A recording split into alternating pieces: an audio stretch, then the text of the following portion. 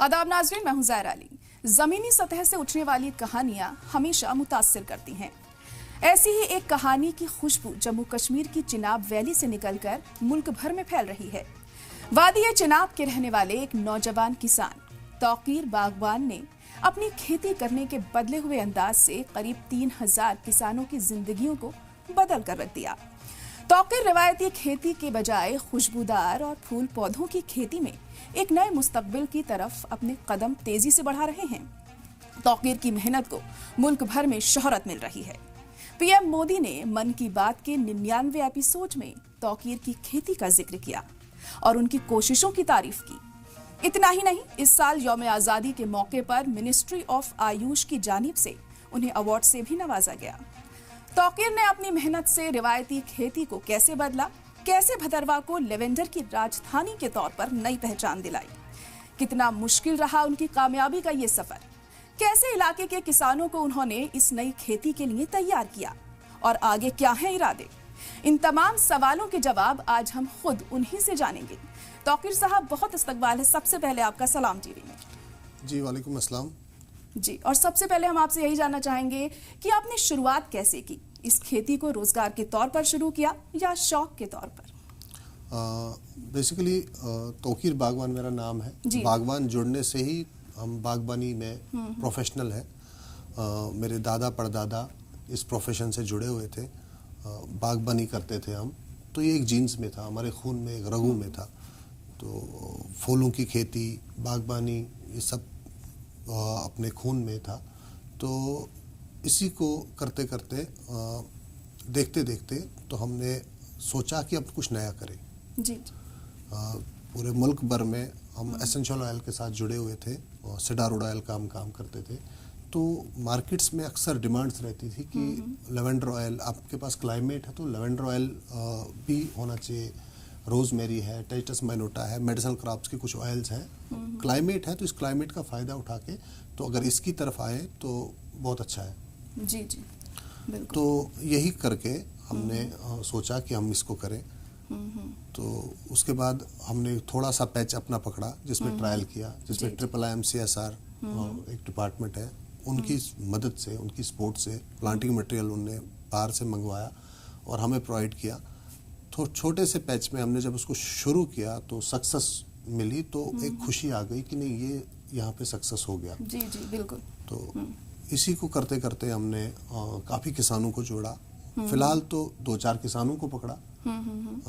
किसान तो नहीं, अपने ट्रेडिशनल क्रॉप थी, उनकी जो रिवायती खेती थी, मक्का में लगे थे, धान में थे, उसको छोड़ना नहीं चाहते थे, वो रिस्क लेना नहीं चाहते। तो हमने कुछ एग्रीमेंट्स किए लोगों के साथ, अगर आपका इसमें कोई नुकसान होता है, कुछ भी प्रॉब्लम्स आती हैं तो वो हम पे करेंगे। क्योंकि 3 साल का फर्स्ट इसका टर्नओवर 3 साल का होता है, तो 3 साल का एक किसान रिस्क लेना नहीं चाहता था। तो हमने एक एफिडेविट्स एग्रीमेंट्स किए, कुछ प्रॉमिसेस किए किसानों से कि आप इसमें आ जाओ, अगर कोई नुकसान होता है तो हम पे करेंगे। जब उसमें उन्होंने शुरू किया तो उनको जो ट्रेडिशनल क्रॉप थी उससे 10 टाइम्स ज़्यादा प्रॉफिट हो गया। जी जी। जब 10 टाइम्स ज़्यादा प्रॉफिट हो गया तो एक आग की तरह फैल गई। बिल्कुल, उन्हें भी लगा कि कितना बेहतर होगा अगर आप इसी तरीके से आगे बढ़ते रहें। तो इस दौरान आपने कई चैलेंजेस का भी सामना किया होगा। किस तरह से आप लोगों तक अपनी बात पहुंचाते रहे और किसानों को समझाते रहे?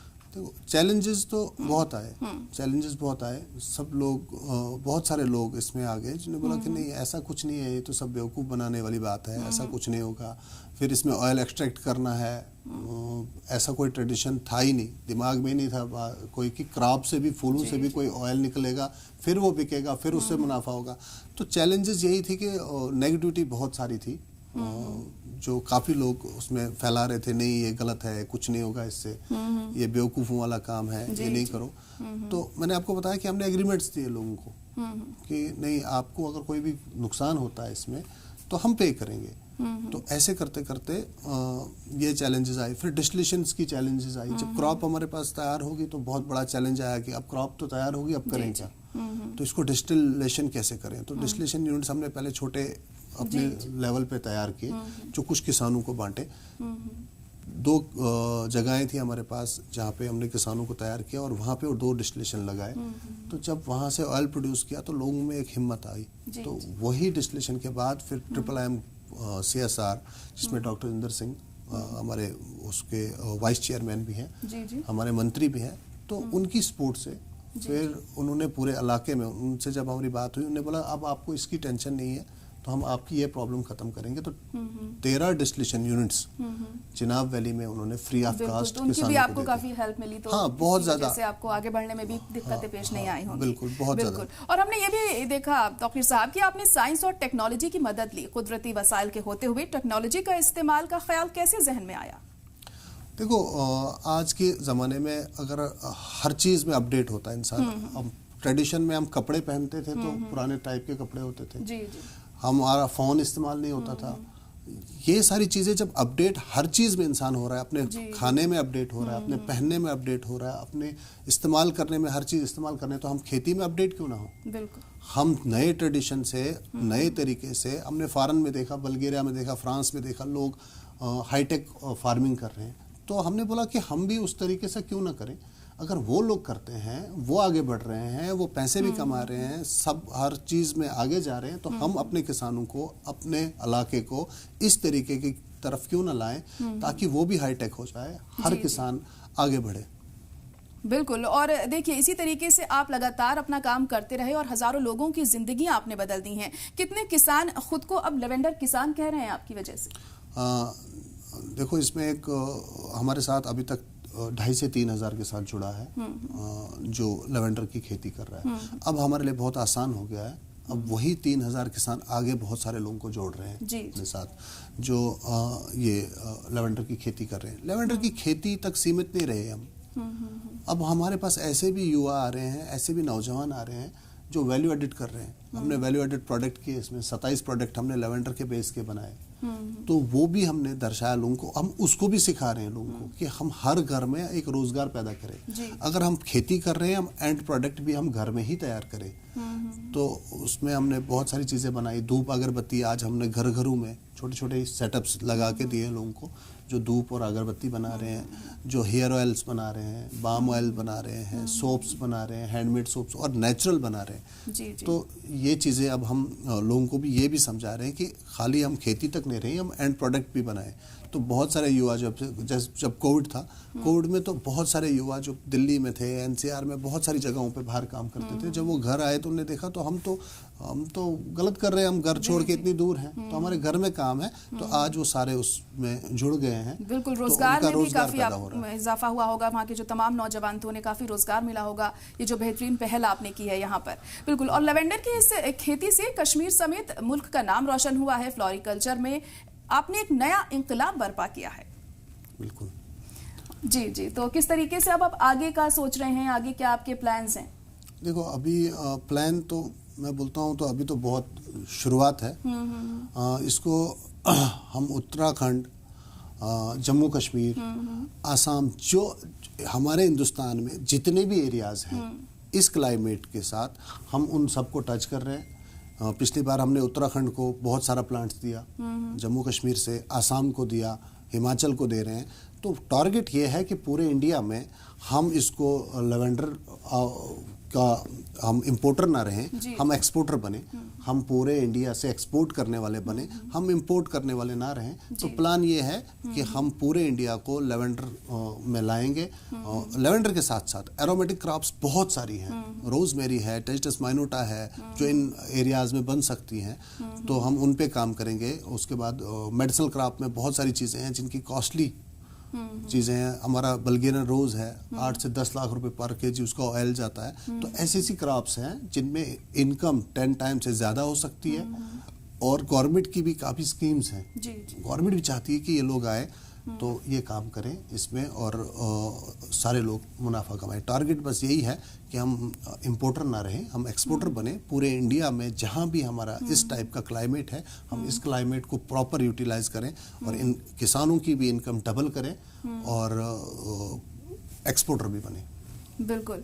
वजीर आजम नरेंद्र मोदी ने भी आपका जिक्र मन की बात में किया था, सराहा था आपको और आपको यौम आज़ादी पर दावत दी। आप किस तरह से इसे देखते हैं? देखो, हमारे जो प्राइम मिनिस्टर हैं, वजीर आजम बारीकी से वो मॉनिटर कर रहे हैं हमारी इन चीज़ों को, तो बहुत खुशी होती है जब देश का वजीर आजम इस चीज़ को देखे। देश का वजीर आजम एक दूर दराज इलाके में बैठ के किसान की तरफ उसका नज़र रखे। मन की बात में उनने हमारा जिक्र किया, हमारी खेती का जिक्र किया, तो हमें बहुत फील हुआ। तो उस टाइम एक एनकरेज आया। उसके बाद 2021 में हमारा एक कश्मीर में एक प्रोग्राम हुआ, तो वहाँ पे उन्होंने बुलाया, तो 5 से 7 मिनट उन्होंने मुझसे बात की। तो वो बात करना मेरे लिए एक बहुत एनर्जी आ गई, मुझे एक एनर्जी मिली मुझे उससे कि नहीं, मेरा पीएम मुझसे ऐसे क्वेश्चनिंग कर रहा है, मुझे ऐसे पूछ रहा है, तो बहुत एनकरेज हुआ। तो आज की बात जो 15 अगस्त के लिए हमें यहाँ पे बुलाया, स्पेशल गेस्ट, उन्होंने हमें यहाँ इनविटेशन दिया, अपने साथ शेयर किया, 15 अगस्त देखने का एक मौका मिला, तो ये एक बहुत खुशी की बात है। तो ये एक चीज़ है। इसमें मैं जब यहाँ जा रहा था तो मैं अपने फादर साहब से निकलते निकलते जब रुखसती हो रही थी, तो उनने एक बात बताई मुझे कि पेट तो जानवर भी पालता है, अपने मुल्क के लिए काम करो। बहुत बेहतरीन बात। जी जी। तो पेट तो कोई भी पाल देता है, तो मगर अपने मुल्क के लिए जो काम करेगा तो वही सबसे बड़ा काम है। तो इसलिए आप जाओ और बेहतर करो, इससे अच्छा करो। तो उन्हीं की सीख है। मेरे फादर हैं, मेरे भाई है, उनका बहुत सपोर्ट उन्हीं की दुआओं से आप आगे बढ़ रहे हैं लगातार, और हम भी उम्मीद करते हैं आगे बढ़ते रहिए।